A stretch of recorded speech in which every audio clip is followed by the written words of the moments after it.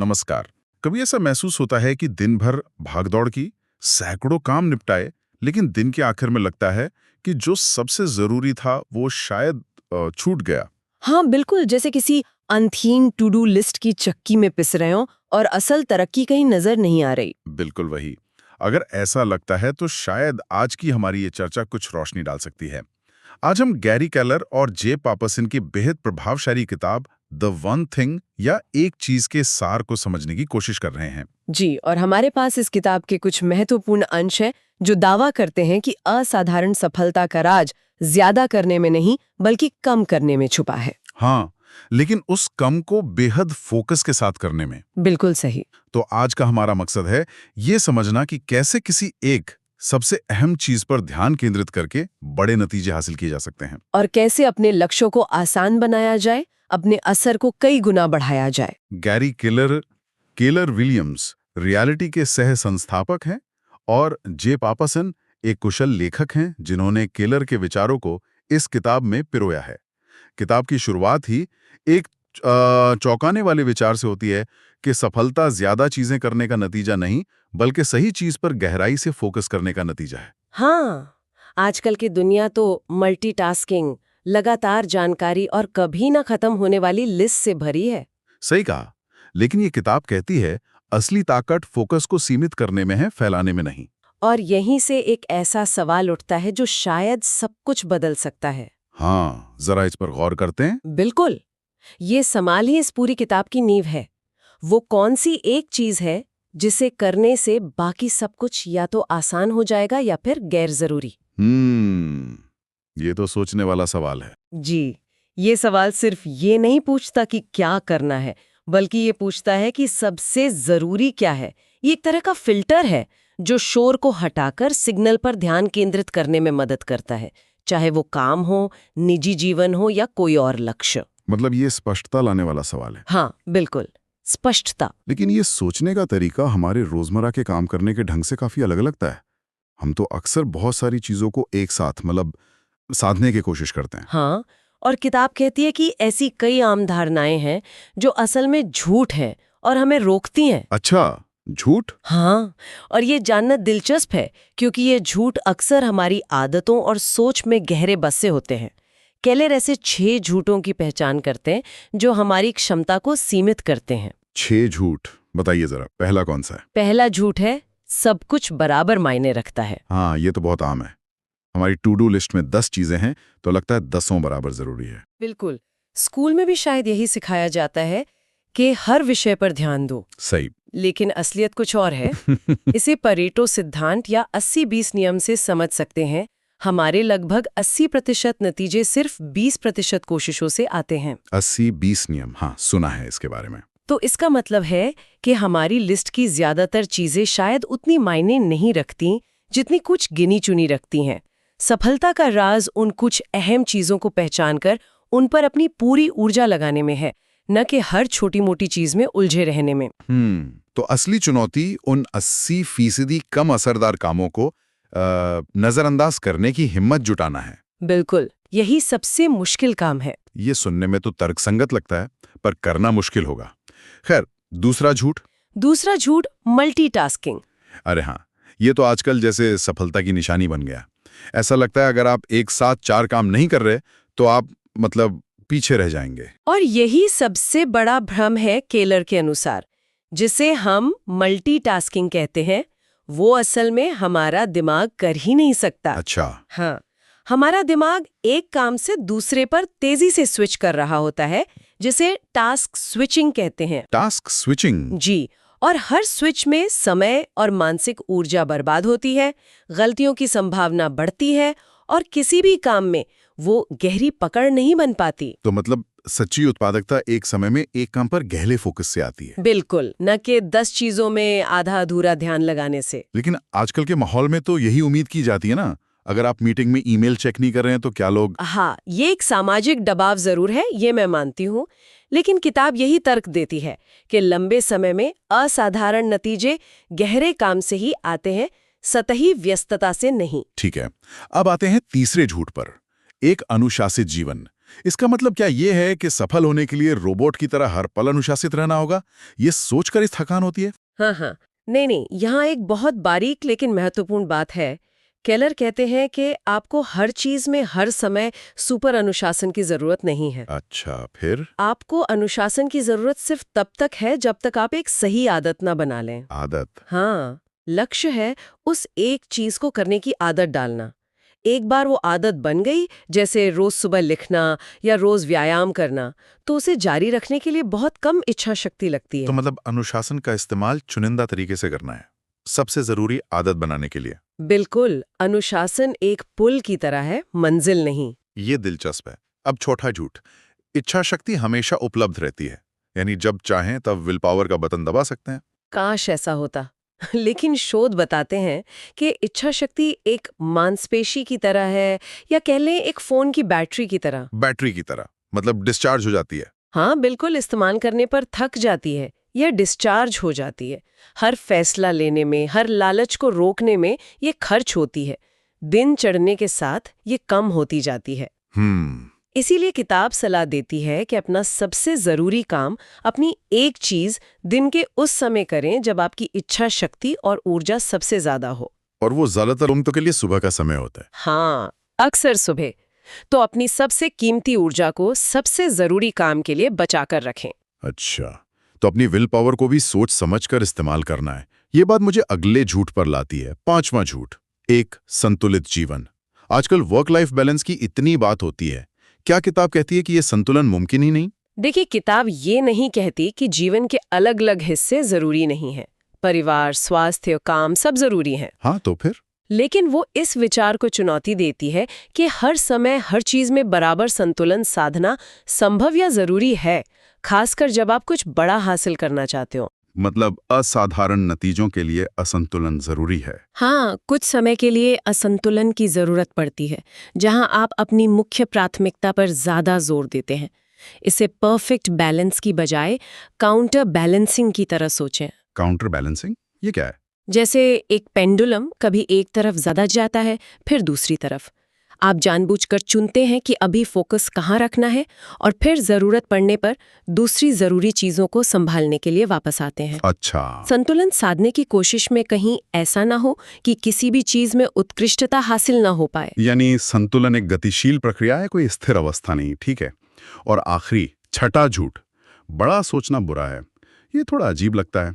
लोग भला बड़ा सोचने से क्यों डरेंगे? डरते हैं क्योंकि बड़ा सोचने में असफलता का डर होता है, लोगों की आलोचना का डर होता है। हाँ, ये तो है। समाज अक्सर कहता है, ज्यादा उड़ो मत। बिल्कुल, समाज अक्सर हमें हवा में ना उड़ने और जमीन पर रहने की सलाह देता है, लेकिन केलर कहते हैं कि असली खतरा छोटा सोचने में है, क्योंकि वो हमारी क्षमता को सीमित कर देता है। अच्छा। हाँ, जैसा किताब में कहा गया है, बड़ी सफलता के लिए बड़े फोकस की आवश्यकता होती है। बड़े लक्ष्य हमें न सिर्फ दिशा दिखाते हैं, बल्कि ऐसी ऊर्जा और प्रेरणा देते हैं जो छोटे सुरक्षित लक्ष्य कभी नहीं दे सकते। मतलब वो हमें ज्यादा पुश करते हैं। जी हाँ, ये हमें उन कामों को करने के लिए प्रेरित करते हैं जो हम शायद सोचते भी नहीं कि हम कर सकते हैं। तो ये 6 झूठ हमारी सोच को सीमित करते हैं। अब अगर हम इन झूठों से बचकर उस मूल सवाल पर वापस आएं, वो कौन सी एक चीज है? ये सिर्फ एक अच्छा विचार है, या इसे सच में रोजमर्रा की जिंदगी में उतारा जा सकता है? ये काम कैसे करता है? ये सिर्फ एक विचार नहीं, ये एक शक्तिशाली व्यवहारिक उपकरण है। जब आप लगातार खुद से ये सवाल पूछते हैं, आज के लिए, इस हफ्ते के लिए, इस साल के लिए मेरी वो एक चीज क्या है, तो ये आपको शोर से सिग्नल को अलग करने में मदद करता है। मतलब कि फोकस करने में मदद करता है। हाँ, ये आपको मजबूर करता है कि आप सबसे अहम काम को पहचानें। स्पष्टता आती है और स्पष्टता से एक्शन लेने की गति मिलती है। चाहे कोई भी लक्ष्य हो, बिजनेस, स्किल, सेहत। हाँ, कोई भी लक्ष्य। ये सवाल आपको लेजर फोकस देता है, और असाधारण नतीजे इसी असाधारण फोकस से पैदा होते हैं। क्या किताब में कुछ ठोस उदाहरण है कि ये अलग-अलग हालात में कैसा दिख सकता है, ताकि लोग इसे अपने जीवन से जोड़कर देख सकें? हाँ, बिल्कुल। उदाहरणों से बात और साफ होती है। मान लीजिए कोई लेखक बनना चाहता है, उसकी एक चीज हो सकती है हर सुबह बिना किसी भटकाव के 1 घंटा लिखना। ठीक है। किसी स्टूडेंट के लिए जिसकी परीक्षाएं नजदीक है, एक चीज हो सकती है रोज शाम को 2 घंटे अपने सबसे मुश्किल विषय की प्रैक्टिस करना। एक सेल्स पर्सन के लिए हर दिन 5 नए संभावित ग्राहकों तक पहुंचना। एक पेरेंट के लिए रोज रात को सोने से पहले बच्चे के साथ 20 मिनट बिना फोन या टीवी के बात करना। तो मुद्दा ज्यादा काम निपटाना नहीं है। नहीं, बिल्कुल नहीं। मुद्दा है वो एक काम करना है जो सुई को सबसे ज्यादा हिलाता है, जो आपको आपके बड़े लक्ष्य के सबसे करीब ले जाता है। तो ये सिर्फ सही सवाल पूछना नहीं, बल्कि उस जवाब पर अमल करना भी है। किताब इसके लिए एक ढांचा भी देती है, उद्देश्य, प्राथमिकता और उत्पादकता। ये कैसे काम करता है? हाँ, ये ढांचा इस दर्शन को एक्शन में बदलने का तरीका है। इसके 3 हिस्से हैं, जैसा आपने कहा, उद्देश्य, प्राथमिकता और उत्पादकता। पहला है उद्देश्य, यानी पर्पस। जी, उद्देश्य ये आपका क्यों है, आप जो कर रहे हैं आखिर क्यों कर रहे हैं, आपका बड़ा मकसद क्या है। ये आपको दिशा और मुश्किल समय में टिके रहने की प्रेरणा देता है। ये आपका नॉर्थ स्टार है। ठीक है। और दूसरा प्राथमिकता, प्रायोरिटी। हाँ, प्राथमिकता ये उस बड़े उद्देश्य को अभी के लिए एक ठोस करने लायक एक चीज में बदलने का काम है। ये भविष्य के विजन को आज के एक्शन से जोड़ता है। कोई उदाहरण दे सकती हैं? जरूर। जैसे अगर उद्देश्य है मैराथन दौड़ना, ये बड़ा उद्देश्य हुआ, तो इस महीने की प्राथमिकता हो सकती है हफ्ते में 4 दिन दौड़ना, और आज की एक चीज हो सकती है सुबह 30 मिनट दौड़ना। अच्छा, तो ये बड़े पहाड़ को छोटे चढ़ने लायक कदमों में तोड़ता है। बिल्कुल सही कहा। और तीसरा है उत्पादकता, प्रोडक्टिविटी। यानी उस काम को असल में करना। हाँ, और उससे भी ज्यादा जरूरी उस पहचानी हुई एक चीज को करने के लिए समय निकालने और उस समय की रक्षा करने के बारे में। समय की रक्षा करना मतलब केलर यहाँ टाइम ब्लॉकिंग के बड़े हिमायती हैं। अपने कैलेंडर में रोजाना आदर्श रूप से सुबह कुछ घंटे, जैसे 2 से 4 घंटे, सिर्फ अपनी एक चीज के लिए ब्लॉक कर दें। कैलेंडर में ब्लॉक करना, जैसे मीटिंग ब्लॉक करते हैं। हाँ, बिल्कुल वैसे ही। और उस समय को किसी मीटिंग, ईमेल या दूसरी रुकावटों से बचाएं, उसे बाधित न होने दें। ये आपका सबसे जरूरी अपॉइंटमेंट है खुद के साथ। टाइम ब्लॉकिंग सुनने में तो बहुत अच्छा लगता है, पर असलियत में उसे बचा पाना कितना मुश्किल होता होगा। रोज कुछ ना कुछ आ ही जाता है। मुश्किल तो होता है, यहीं पर अनुशासन काम आता है। खैर, इसी से जुड़ा एक और दिलचस्प विचार है डोमिनोज इफेक्ट। हाँ, डोमिनोज इफेक्ट, ये क्या है? ये एक बहुत शक्तिशाली रूपक है जो प्राथमिकता तय करने के महत्व को दिखाता है। सोचिए, डोमिनोज की एक कतार है। ठीक है। को चुनकर उसे गिराते हैं तो वो अगले थोड़े बड़े डोमिनोज को गिराएगा, और वो उससे भी बड़े को। मतलब एक चेन रिएक्शन शुरू हो जाता है। बिल्कुल। इस तरह एक छोटी सी सही जगह पर लगाई गई ऊर्जा एक बड़ी श्रृंखला प्रतिक्रिया शुरू कर सकती है।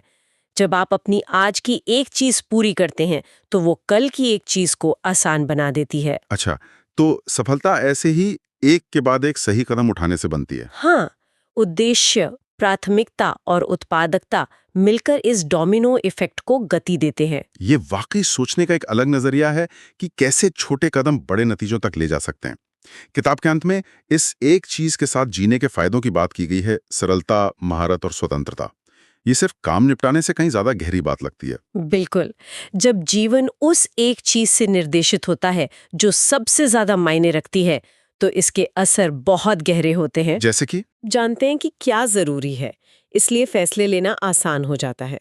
भटकाव और उलझन कम होती है। हाँ, ये तो बहुत जरूरी है। दूसरा, महारत। जब आप लगातार किसी एक महत्वपूर्ण चीज पर ध्यान केंद्रित करते हैं तो आप उसमें बेहतर और बेहतर होते जाते हैं। निरंतरता से ही उत्कृष्टता आती है। ठीक है। तीसरा, शांति, पीस।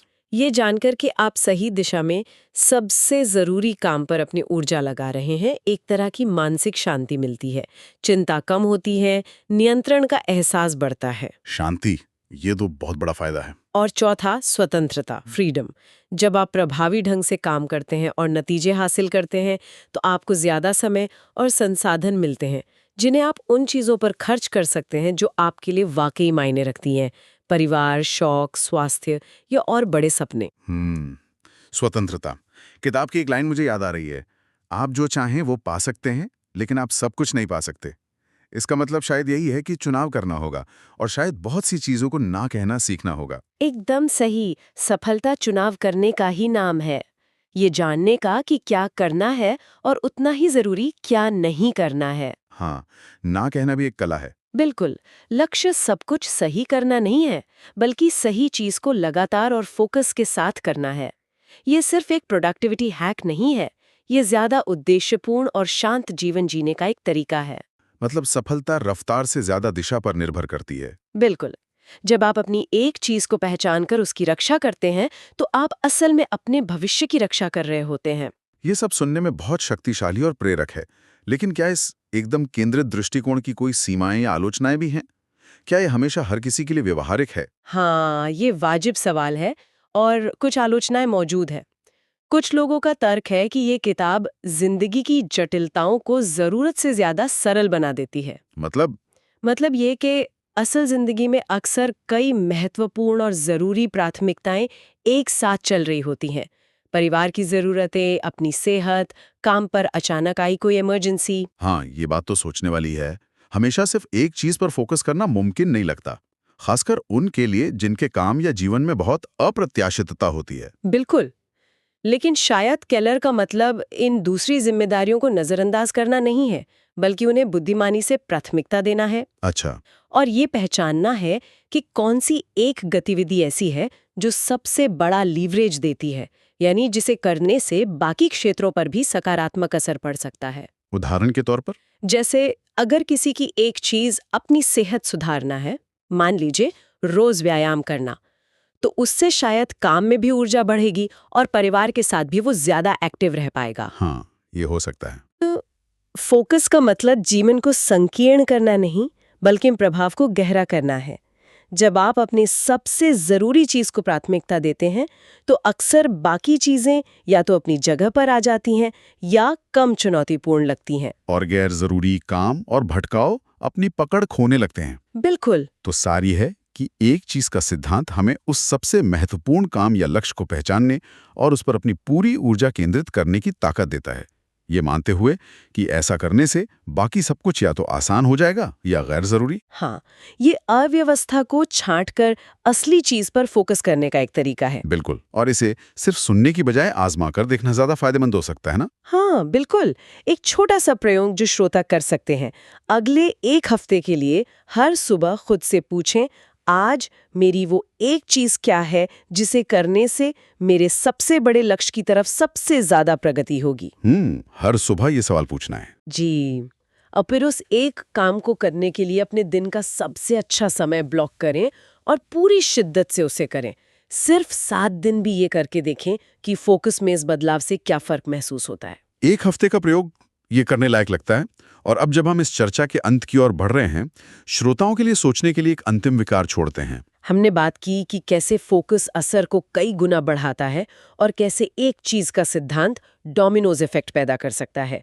तो इस चर्चा के आधार पर ये सोचना दिलचस्प हो सकता है, क्या सोचना है? वो कौन सा एक छोटा सा बदलाव है, शायद किसी रोज की आदत में, काम करने के तरीके में, या सिर्फ अपनी सोच में, जिसे कल से लागू करने पर किसी के निजी या पेशेवर जीवन में सबसे बड़ा सकारात्मक तरंग प्रभाव, रिपल इफेक्ट पैदा हो सकता है। मतलब वो एक छोटा सा पहला डोमिनोज क्या हो सकता है जिसके गिरने से कई और अच्छे बदलाव आ सकते हैं? हाँ, बिल्कुल। इस पर विचार करना सार्थक हो सकता है।